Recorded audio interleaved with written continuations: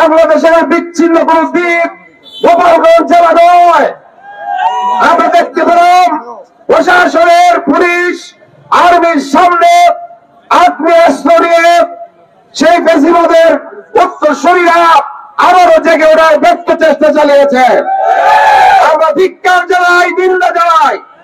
যারা নায়ক, তারা যেই দলে থাকুক, যেখানে থাকুক, এদেশের মানুষ যে নতুন স্বপ্ন দেখছে, ওই স্বপ্ন দেখানো যাদের দ্বারা দেখিয়েছেন, সেই নাহিদ, হাসনাত আব্দুল্লাহ, সার্জিস সহ